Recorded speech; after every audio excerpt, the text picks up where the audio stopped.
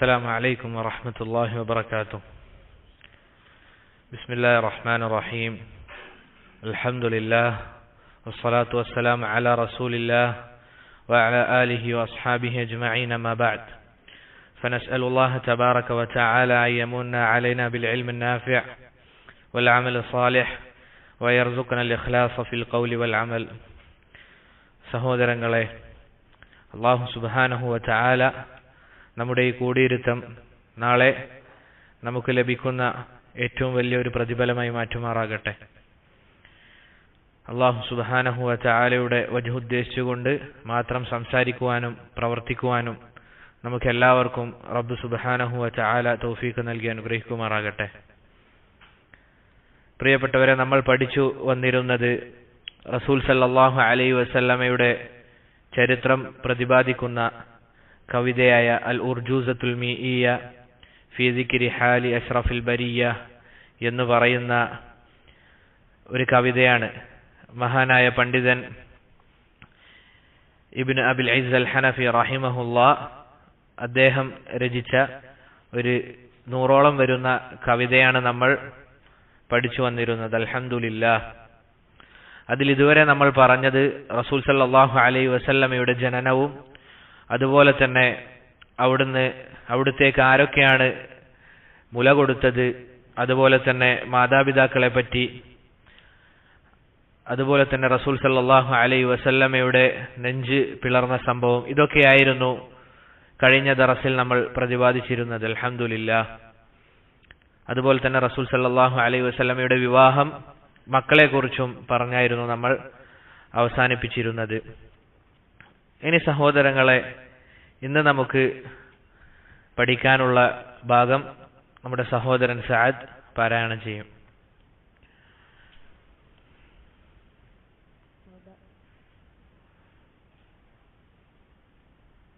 ബിസ്മില്ലാഹിർ റഹ്മാനിർ റഹീം. وبعد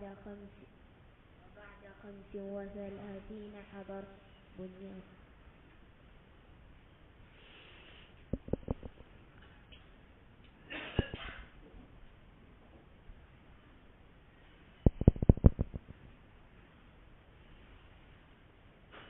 بسم الله الرحمن الرحيم. وبعد 35 حضر بنيان بيت الله لما أنجز وحكموه ورضوا بما حكموا في وضع ذاك الحجر الأسود ثم وبعد 40 عاما أرسل في يوم الاثنين يقينا فانقلا في رمضان أو ربيع الأول وسورة أول منزل ثم الوضوء والصلاة علم جبريل وهي ركعتان محكمة ثم مضت 20 يوما كاملة فرمت الجن نجوم هائلة. ജസാക്കുമുല്ലാഹു ഖൈറൻ. അപ്പോൾ ഇനി നമുക്ക് പറയാനുള്ളത് റസൂൽ സല്ലല്ലാഹു അലൈഹി വസല്ലമ കഅബയുടെ നിർമ്മാണത്തിൽ പങ്കെടുത്തതുമായി ബന്ധപ്പെട്ടാണ്. അഥവാ കഅബ, മക്കയിലുള്ള കഅബ പുനർനിർമ്മിക്കുന്ന വേളയിൽ റസൂൽ സല്ലല്ലാഹു അലൈഹി വസല്ലമയും അതിൽ പങ്കെടുത്തു. അന്ന് റസൂലുള്ളാഹി സല്ലല്ലാഹു അലൈഹി വസല്ലമയുടെ പ്രായം 35 വയസ്സായിരുന്നു. റസൂൽ സല്ലല്ലാഹു അലൈഹി വസല്ലമ കഅബ പുനർനിർമ്മിക്കുമ്പോൾ റസൂലിന്റെ പ്രായം സല്ലല്ലാഹു അലൈഹി വസല്ലമ 35 ആയിരുന്നു. ഈ ഒരു കാര്യം ഇബ്നു ഇസ്ഹാഖ് റഹിമഹുല്ലാ അദ്ദേഹത്തിന്റെ സീറയിൽ പറഞ്ഞതായി നമുക്ക് കാണാൻ സാധിക്കും. ഇതേ അഭിപ്രായം തന്നെയാണ് ഇബ്നു അബിൽ ഇസ്സ് അൽ ഹനഫി റഹിമഹുല്ലാ അദ്ദേഹത്തിന്റെ കവിതയിലും പറഞ്ഞത്. വബഅദ 35 ഹളർ, പിന്നീട് 35 വയസ്സായപ്പോൾ റസൂൽ സല്ലല്ലാഹു അലൈഹി വസല്ലമയും കഅബയുടെ പുനർനിർമ്മാണത്തിന് വേണ്ടി പങ്കെടുത്തു എന്ന് ഇബ്നു അബിൽ ഇസ്സ് അൽ ഹനഫി റഹിമഹുല്ലാ അദ്ദേഹം പറയുകയാണ്. എന്തിനാണ് സഹോദരങ്ങളെ കഅബ പുനർനിർമ്മിച്ചത്? വലിയൊരു വെള്ളപ്പൊക്കം, മക്കയിൽ വലിയൊരു വെള്ളപ്പൊക്കം ഉണ്ടാവുകയും ആ വെള്ളപ്പൊക്കത്തിന് ശേഷം കഅബയുടെ കല്ലുകൾക്ക് കേടുപാട് സംഭവിക്കുകയും അതിൽ നല്ലൊരു ഭാഗം, കഅബയുടെ നല്ലൊരു ഭാഗം തകർന്നപ്പോൾ ഖുറൈശികൾ ആ കഅബ പുതുക്കി പണിയാൻ വേണ്ടി തീരുമാനിച്ചു. വെള്ളപ്പൊക്കം ഉണ്ടായപ്പോൾ ആ കഅബയുടെ നല്ലൊരു ഭാഗം അതിന് കേടുപാട് സംഭവിക്കുകയും പിന്നീട് ഖുറൈശികൾ അത് പുനർനിർമ്മിക്കാൻ വേണ്ടി തീരുമാനിക്കുകയും ചെയ്തു. ഇതിൽ റസൂൽ സല്ലല്ലാഹു അലൈഹി വസല്ലമ പങ്കെടുത്തു എന്ന് ജാബിർ ഇബ്നു അബ്ദുല്ലാഹ് റളിയല്ലാഹു അൻഹു ഉദ്ധരിക്കുന്ന ഹദീസിൽ ഇമാം ബുഖാരി തന്റെ സഹീഹിൽ പറഞ്ഞതായി നമുക്ക് കാണാൻ സാധിക്കും. അഥവാ റസൂൽ സല്ലല്ലാഹു അലൈഹി വസല്ലമയും ഇതിൽ പങ്കെടുത്തു എന്നുള്ള കാര്യം. ഇനി സഹോദരങ്ങളെ, നമ്മൾ മനസ്സിലാക്കേണ്ട കാര്യം ആദ്യമായി അഥവാ കഅബ നിർമ്മിച്ചത് ആരാണ് എന്നുള്ളതാണ്. ആദ്യമായി കഅബ നിർമ്മിച്ചത് ആരാണ് എന്നുള്ളതാണ്. ഈ വിഷയത്തിൽ പണ്ഡിതന്മാർക്കിടയിൽ അഭിപ്രായ വ്യത്യാസമുണ്ട്. മലക്കുകളാണ് എന്ന് അബൂ ജഅഫർ റഹിമഹുല്ലാ അദ്ദേഹത്തിനെ പോലുള്ളവർ പറഞ്ഞതായി കാണാം. ഇതാണ് ഒന്നാമത്തെ അഭിപ്രായം. അഥവാ കഅബ ആദ്യമായി പണിഞ്ഞത് മലായിക്കത്തുകളാണ് എന്ന് അഭിപ്രായപ്പെട്ട ആളാണ് അബൂ ജഅഫർ റഹിമഹുല്ലാ, അദ്ദേഹത്തിനെ പോലെയുള്ള ആളുകൾ. ഇതാണ് ഒന്നാമത്തെ അഭിപ്രായം, മലക്കുകൾ. മറ്റു ചിലർ പറഞ്ഞതായി കാണാം ആദം അലൈഹിസ്സലാത്തു വസ്സലാമാണ് കഅബ പണിഞ്ഞത് എന്ന്. ആദ്യമായി കഅബ പണിഞ്ഞത് ആദം അലൈഹിസ്സലാത്തു വസ്സലാമാണ് എന്ന് ചില ഉലമാക്കൾ പറഞ്ഞതായി കാണാം. ഈ അഭിപ്രായമാണ് അതാ ഇബ്നു അബി റബാഹ്, അതുപോലെ തന്നെ സഈദ് ഇബ്നുൽ മുസയ്യിബ് റഹിമഹുമുല്ലാഹു അജ്മഈൻ ഇവരുടെ അഭിപ്രായം. അഥവാ ആദം അലൈഹിസ്സലാത്തു വസ്സലാമാണ് എന്ന്. ഇവർ താബിഈങ്ങളാണ്. ഇവരുടെ അഭിപ്രായം ആദം അലൈഹിസ്സലാത്തു വസ്സലാമാണ് ആദ്യമായി കഅബ പണിതത് എന്ന്. അതുപോലെ തന്നെ അമീൻ അൻഷഖീത്തി ഈ കാലഘട്ടത്തിൽ അല്ലെങ്കിൽ ഈ അടുത്ത കാലഘട്ടത്തിൽ ജീവിച്ച് മരണപ്പെട്ടു പോയ ഇബ്നുൽ ജൗസിയെ പോലെയുള്ള, അതുപോലെ തന്നെ അമീൻ ഷഖീത്തിയെ പോലുള്ള പണ്ഡിതന്മാരും ഈ ഒരു അഭിപ്രായമാണ് പറഞ്ഞിട്ടുള്ളത്. മറ്റു ചിലർ പറഞ്ഞതായി കാണാം ഇബ്രാഹിം അലൈഹിസ്സലാത്തു വസ്സലാമാണ് ആദ്യമായി കഅബ പണിഞ്ഞത് എന്നുള്ളത്. ഇതാണ് സഹോദരങ്ങളെ ശൈഖുൽ ഇസ്ലാം ഇബ്നു തൈമിയ, അതുപോലെ തന്നെ അദ്ദേഹത്തിന്റെ ശിഷ്യനായ ഇബ്നുൽ ഖയ്യിം റഹിമഹുല്ലാ ഇവരുടെ അഭിപ്രായമായി നമുക്ക് കാണാൻ സാധിക്കുന്നത്. ഈ ഒരു അഭിപ്രായമാണ് ശരിയായി തോന്നുന്നത്. അല്ലാഹു അലം. അഥവാ കഅബ ആദ്യമായി പണിതത് ഇബ്രാഹിം അലൈഹിസ്സലാത്തു വസ്സലാമാണ് എന്നതാണ് ശരിയായി മനസ്സിലാക്കാൻ സാധിക്കുന്നത്. അല്ലാഹു അലം. ഇനി സഹോദരങ്ങളെ, ഇബ്രാഹിം നബി അലൈഹിസ്സലാത്തു വസ്സലാമിന് ശേഷം കഅബ പുതുക്കി പണിഞ്ഞത് ജുർഹും ഗോത്രക്കാരാണ്. അഥവാ കഅബ ഒന്നാമതായി അതിൽ മാറ്റങ്ങൾ വരുത്തിയത് അല്ലെങ്കിൽ പുതുക്കി പണിതത് ജുർഹും ഗോത്രക്കാരായിരുന്നു. അതിനുശേഷമാണ് ഖുറൈശികൾ അത് പുനർനിർമ്മിക്കുന്നത്. ആദ്യമാരാണ് ജുർഹും ഗോത്രക്കാർ, പിന്നീട് ഖുറൈശികളാണ് അത് പുനർനിർമ്മിക്കുന്നത്.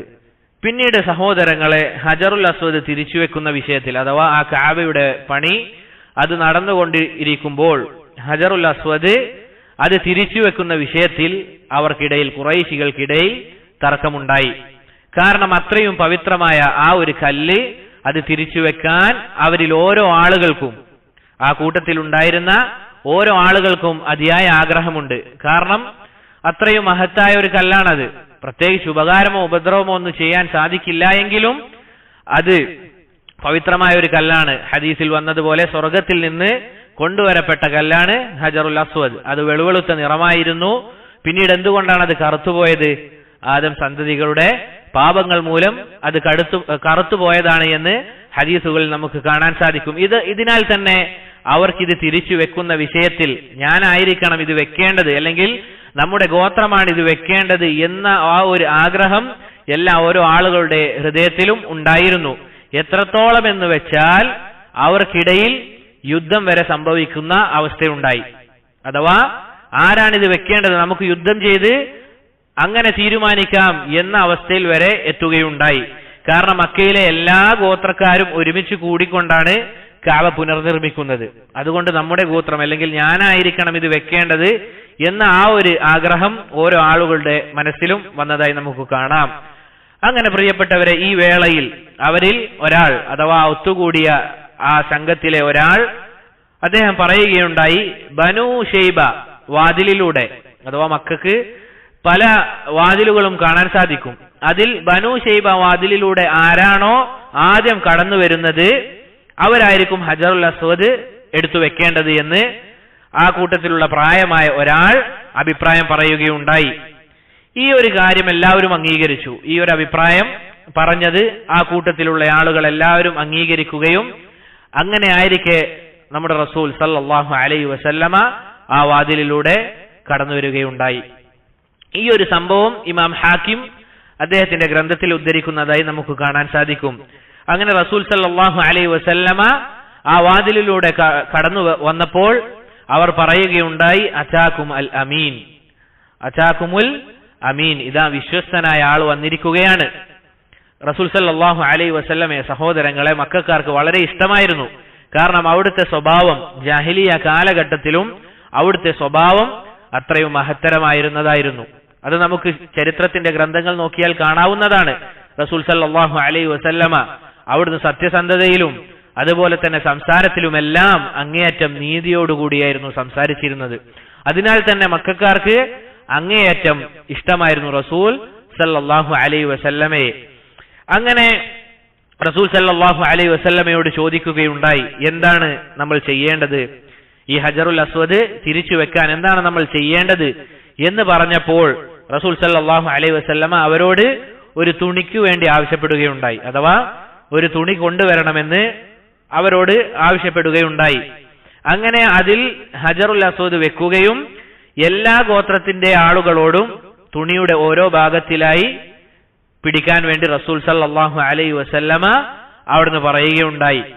അങ്ങനെ ഹജറുൽ അസ്വദിന്റെ സ്ഥാനത്തെത്തിയാൽ ഞാൻ ഹജർ എടുത്ത് അല്ലെങ്കിൽ ഹജറുൽ അസ്വദ് എടുത്തു വെക്കാം എന്ന് പറഞ്ഞപ്പോൾ ഇബ്നു അബിൽ ഇസ് അൽ ഹനഫി റഹിമഹുല്ലാ അദ്ദേഹം പറയുകയാണ്, വഹക്കമൂഹു വറദൂ ബിമാ ഹകം. അപ്പോൾ റസൂൽ സല്ലല്ലാഹു അലൈഹി വസല്ലമ വിധിച്ച ആ ഒരു കാര്യം വറദൂ, അവരെല്ലാവരും തന്നെ എന്ത് ചെയ്തു? തൃപ്തിപ്പെടുകയുണ്ടായി.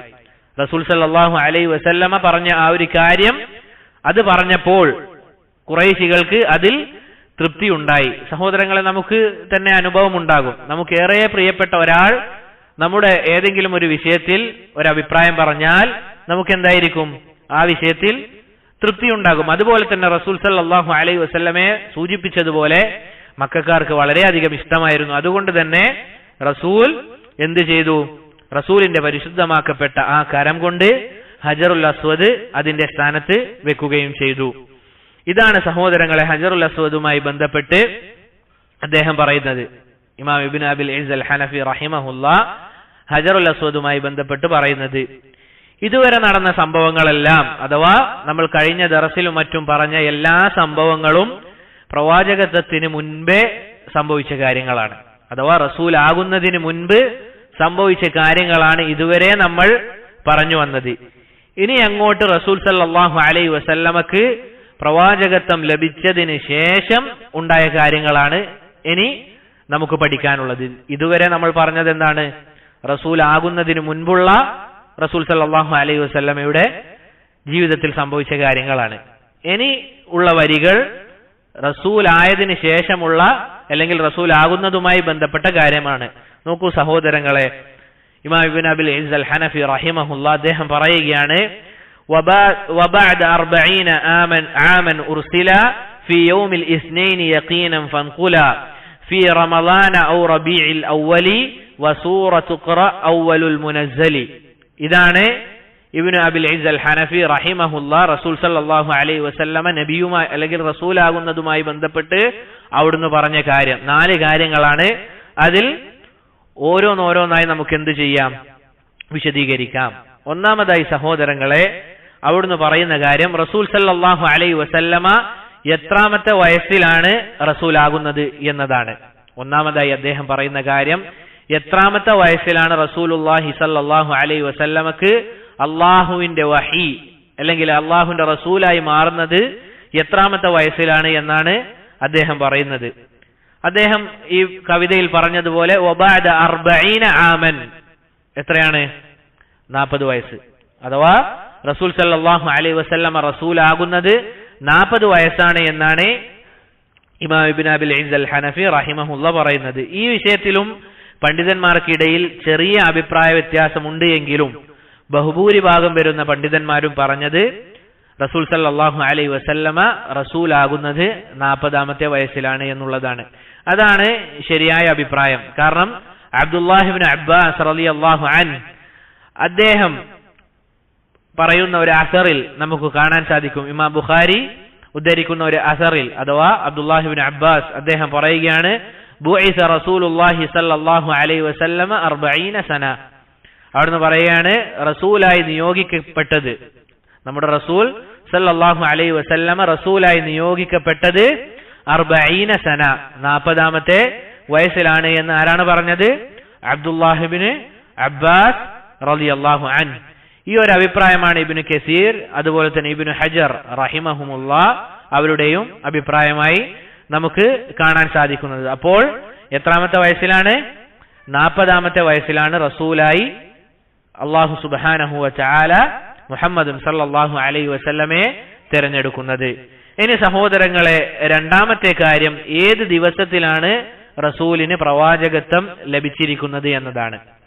നമ്മൾ മനസ്സിലാക്കി 40ാമത്തെ വയസ്സിലാണ്. അത് ഏത് ദിവസത്തിലാണ് റസൂലായി അല്ലെങ്കിൽ പ്രവാചകത്വം ലഭിച്ചിരിക്കുന്നത് എന്നാണ്. അവിടുന്ന് പറയുകയാണ് ഫി യൗമിൽ ഇസ്നൈനി യഖീനൻ ഫൻഖുല. എന്താണ് അവിടുത്തെ അഭിപ്രായം? അഥവാ തിങ്കളാഴ്ച ദിവസത്തിലാണ് റസൂലായി അല്ലെങ്കിൽ അവിടത്തേക്ക് വഹി വന്നത് എന്നാണ് ഇമാം ഇബ്നു അബിൽ ഇസ് അൽ ഹനഫി റഹിമഹുല്ലാ പറയുന്നത്. ഇത് നമ്മൾ മുൻകഴിഞ്ഞ ദർസിൽ പറഞ്ഞതായിരുന്നു. റസൂലിന്റെ ജനനവുമായി ബന്ധപ്പെട്ട ഹദീസിൽ അഥവാ സഹീഹ് മുസ്ലിമിൽ വന്ന ഹദീസിൽ അബൂ ഖതാദയുടെ ചോദ്യം എന്തായിരുന്നു? ചോദ്യം എന്തിനാണ് റസൂൽ സല്ലല്ലാഹു അലൈഹി വസല്ലമയോട് ചോദിച്ചതാണ്, എന്തിനാണ് തിങ്കളാഴ്ച അങ്ങ് നോമ്പ് നോൽക്കുന്നത് എന്ന് അബൂ ഖതാദ റഹിമഹുല്ലാ ചോദിച്ചപ്പോൾ അവിടുന്ന് റസൂൽ സല്ലല്ലാഹു അലൈഹി വസല്ലമ കൊടുത്ത മറുപടി എന്താണ്? ദാക യൗമുൻ ഉലിതു ഫീഹി. എന്താണ്? അന്നേ ദിവസമാണ് ഞാൻ ജനിച്ചത്. എന്നിട്ട് പറഞ്ഞു വഫീഹി ബുഇസ്തു. ആ ദിവസം തന്നെയാണ് എന്നെ റസൂലായി നിയോഗിക്കപ്പെട്ടതുമെന്ന് ഹദീസിൽ കാണാം. മറ്റു ചില റിവായത്തിൽ വന്നതായി കാണാം ഔ ഉൻസില അലയ്യ ഫീഹി. ആ ദിവസത്തിലാണ് എനിക്ക് വഹി ഇറങ്ങിയത് എന്നും റസൂൽ സല്ലല്ലാഹു അലൈഹി വസല്ലമ പറഞ്ഞതായി കാണാം. ഇതാണ് സഹോദരങ്ങളെ ഈ വിഷയത്തിൽ വന്നതായി കാണാൻ നമുക്ക് സാധിക്കുന്നത്. അഥവാ റസൂൽ സല്ലല്ലാഹു അലൈഹി വസല്ലമ റസൂലായത് 40ാമത്തെ വയസ്സിൽ ഏത് ദിവസമാണ്? തിങ്കളാഴ്ചയാണ്. സഹോദരങ്ങളെ, ആവർത്തിച്ച് പറയട്ടെ, നമ്മുടെ റസൂൽ സല്ലല്ലാഹു അലൈഹി വസല്ലമയുടെ ചരിത്രമാണ് നമ്മൾ പഠിക്കുന്നത്. നമ്മളെക്കാൾ, നമ്മുടെ മാതാപിതാക്കളെക്കാൾ നമുക്ക് സ്നേഹമുള്ള നമ്മുടെ റസൂലിന്റെ ചരിത്രമാണ് നമ്മൾ പഠിക്കുന്നത്. അപ്പോൾ ഈ വിഷയം വളരെ കൃത്യമായി വ്യക്തമായി നമ്മൾ പഠിക്കണം, അല്ലെ? ദുനിയാവിന്റെ ഏതൊക്കെ അമലുകൾ അല്ലെങ്കിൽ ഏതൊക്കെ ഇൽമുകൾ നമ്മൾ കൃത്യമായി പഠിക്കാറുണ്ട്. പക്ഷെ റസൂലിന്റെ വിഷയം, എപ്പോഴാണ് ജനിച്ചത്, എപ്പോഴാണ് എവിടെയാണ് ജനിച്ചത് എന്ന വിഷയത്തിൽ നമുക്ക് മറവി സംഭവിക്കുന്നുണ്ട് എങ്കിൽ പിന്നീട് റസൂലിനോട് സ്നേഹമുണ്ട് എന്ന് വാദിക്കുന്നതിൽ എന്തർത്ഥമാണുള്ളത്? അതുകൊണ്ട് ഈ പറയുന്ന കാര്യം നമ്മുടെ മനസ്സിൽ ഉണ്ടാകേണ്ടതുണ്ട്. 40ാമത്തെ വയസ്സിൽ തിങ്കളാഴ്ച ദിവസമാണ് റസൂലുള്ളാഹി സല്ലല്ലാഹു അലൈഹി വസല്ലമക്ക് പ്രവാചകത്വം ലഭിക്കുന്നത്. ഇനി സഹോദരങ്ങളെ, അദ്ദേഹം മൂന്നാമതായി പറയുന്ന കാര്യം ഏത് മാസത്തിലാണ് റസൂൽ സല്ലല്ലാഹു അലൈഹി വസല്ലമക്ക് നുബുവത്ത് അല്ലെങ്കിൽ പ്രവാചകത്വം ലഭിക്കുന്നത് എന്നതാണ്. അവിടുന്ന് പറയുകയാണ് ഫീ റമളാന ഔ റബീഇൽ അവ്വലി. 2 മാസത്തെ പറ്റിയാണ് ഇമാം ഇബ്നു അബിൽ ഇസ് അൽ ഹനഫി റഹിമഹുല്ലാ പറയുന്നത്. ഒന്നാമത്തേത് സഹോദരങ്ങളെ ഏതാണത്? റമളാനാണ്. ഒന്നാമത്തെ അഭിപ്രായം റമളാൻ മാസത്തിലാണ് പ്രവാചകത്വം ലഭിച്ചത് എന്നതാണ് ഒന്നാമത്തെ അഭിപ്രായം. രണ്ടാമത്തേതോ? റബീഉൽ അവ്വൽ.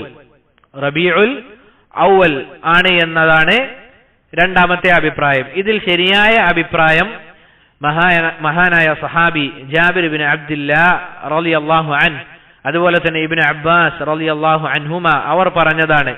എന്താണ് സഹോദരങ്ങളെ? ഇമാം ഇബ്നു അബി ശൈബ അദ്ദേഹത്തിന്റെ മുസന്നഫിൽ ഉദ്ധരിച്ചതായി കാണാം, റസൂൽ സല്ലല്ലാഹു അലൈഹി വസല്ലമക്ക് പ്രവാചകത്വം ലഭിച്ചിരിക്കുന്നത് ഏത് മാസത്തിലാണ്? റബീഉൽ അവ്വലിലാണ് എന്ന് ആരാണ് പറഞ്ഞത്? ഇമാം ഇബ്നു അബി ശൈബ അദ്ദേഹം പറഞ്ഞതായി കാണാം.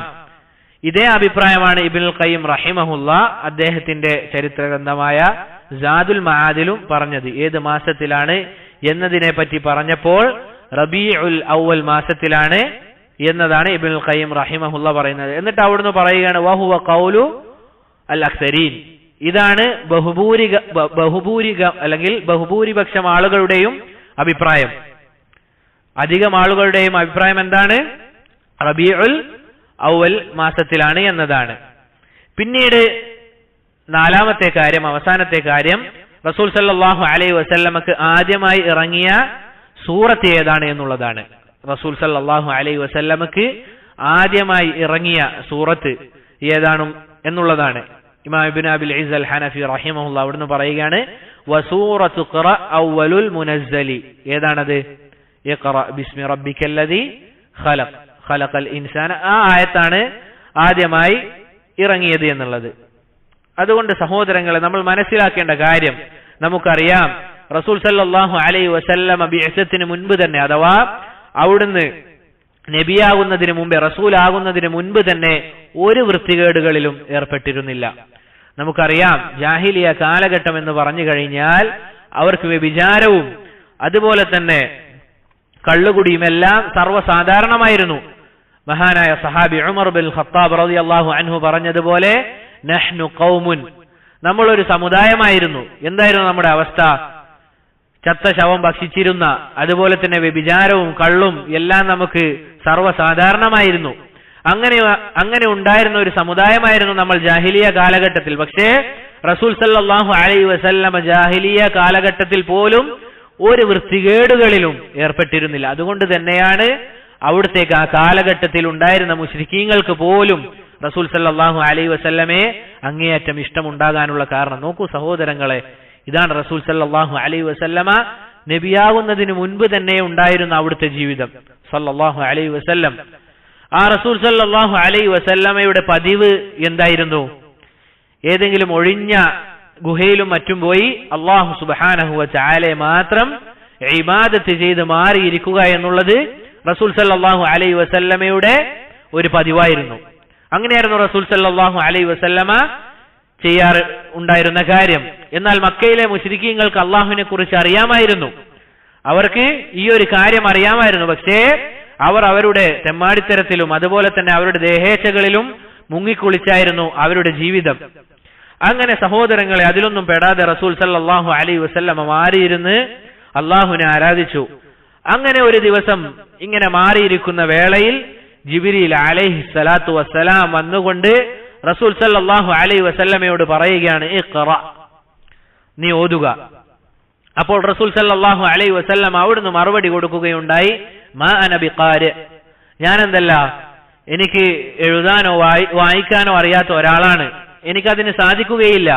ഇങ്ങനെ ജിബ്രീൽ അലൈഹി സ്വലാത്തു വസ്സലാം 3 തവണ ആവർത്തിക്കുകയുണ്ടായി, നീ പാരായണം ചെയ്യുക, നീ പാരായണം ചെയ്യുക, നീ പാരായണം ചെയ്യുക എന്ന് 3 വട്ടം ജിബ്രീൽ അലൈഹി സ്വലാത്തു വസ്സലാം പറഞ്ഞപ്പോൾ റസൂൽ 3 വട്ടവും മറുപടിയായി പറഞ്ഞ കാര്യം എന്താണ്? മാ അന ബിഖാരി, എനിക്ക് എന്തറിയില്ല, വായന അറിയില്ല. നോക്കൂ സഹോദരങ്ങളെ, റസൂൽ സല്ലല്ലാഹു അലൈഹി വസല്ലമക്ക് വായന അറിയില്ലായിരുന്നു.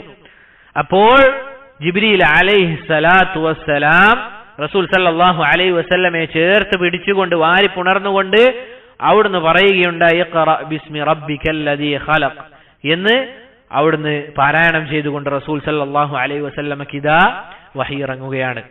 സഹോദരങ്ങളെ, ഇന്നും ഒരു ഭാഷക്കും അല്ലെങ്കിൽ ഒരു ഭാഷാ പണ്ഡിതനും തകർക്കാൻ സാധിക്കാത്ത ഖുർആൻ അള്ളാഹുവിന്റെ റസൂൽ സല്ലല്ലാഹു അലൈഹി വസല്ലമക്ക് ഇറങ്ങുകയാണ്. നോക്കൂ സഹോദരങ്ങളെ, അള്ളാഹു സുബ്ഹാനഹു വ തആലയുടെ കലാമാണ് ഖുർആൻ.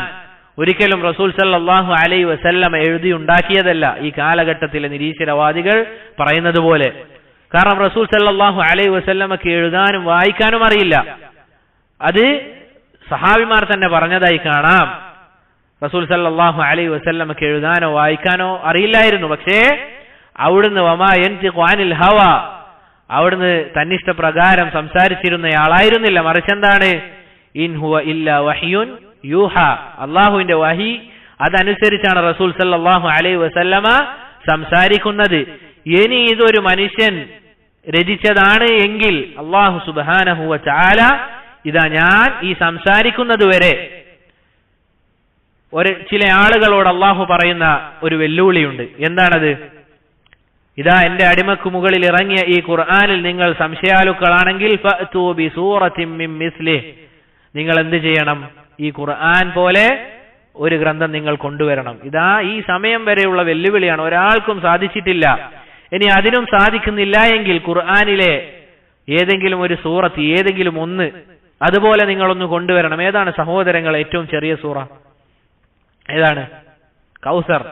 ഇന്ന അതൈനാകൽ കൗസർ ഫസല്ലി ലിറബ്ബിക വൻഹർ ഇന്ന ശാനിയക ഹുവൽ അബ്തർ എന്ന് പറയുന്ന ചെറിയ സൂറത്ത് അതുപോലെ ഒന്ന് കൊണ്ടുവരാൻ അല്ലാഹു സുബ്ഹാനഹു വ തആല ഒരു വെല്ലുവിളി നടത്തുന്നുണ്ട്. ഇതാ ഈ സമയം വരെ ഒരാൾക്കും, അത് മാത്രമാണോ, ഖുർആൻ ഇറങ്ങുന്ന വേളയിൽ ലോകം കണ്ടതിൽ വെച്ച് ഏറ്റവും വലിയ അറബി ഭാഷയിലും മറ്റും അങ്ങേയറ്റത്തെ പ്രാവീണ്യമുള്ള ആളുകളുള്ള കാലഘട്ടത്തിലാണ് ഖുർആൻ അതിറങ്ങുന്നത്. സുബ്ഹാനല്ലാഹ്, ആലോചിച്ച് നോക്കണം. അത് മാത്രമല്ല മറ്റു പല കാര്യങ്ങളും, ഉദാഹരണത്തിന് പറയുകയാണെങ്കിൽ അബൂലഹബ് ഏകദേശം സൂറത്തുൽ മസദ് ഇറങ്ങി അതിന് 8 വർഷം അല്ലെങ്കിൽ 9 വർഷത്തിന് ശേഷമാണ് അയാൾ മരിക്കുന്നത്. അതിൽ പറഞ്ഞ കാര്യം എന്താണ്? അബൂലഹബിന്റെ കരം നശിക്കട്ടെ. അയാൾക്കുള്ള ശാപവാക്കുകളാണ് ഖുർആനിൽ അത് പറയുന്നത്. നോക്കൂ സഹോദരങ്ങളെ, അബൂലഹബിന് വേണമെങ്കിൽ എന്ത് ചെയ്യാമായിരുന്നു? കളവ് പറഞ്ഞെങ്കിലും ഞാൻ മുസ്ലിമാണ് എന്ന് പറയാൻ സാധിക്കുമായിരുന്നു. എങ്കിൽ എന്തായേനെ? ഖുർആൻ വൈരുദ്ധ്യമുണ്ടായേനെ എന്ന് ആളുകൾക്ക് പറയാമായിരുന്നു. പക്ഷേ അതിനു പോലും എന്ത് സാധിച്ചിട്ടില്ല? അബൂലഹബിന് സാധിച്ചിട്ടില്ല. അൽഹംദുലില്ലാഹ്, അല്ലാഹു സുബ്ഹാനഹു വ തആലയുടെ അടുക്കൽ നിന്നുള്ളതാണ് എന്നതിന് ധാരാളം തെളിവുകളുണ്ട്. അതിലൊന്ന് മാത്രം സൂചിപ്പിച്ചു എന്ന് മാത്രം.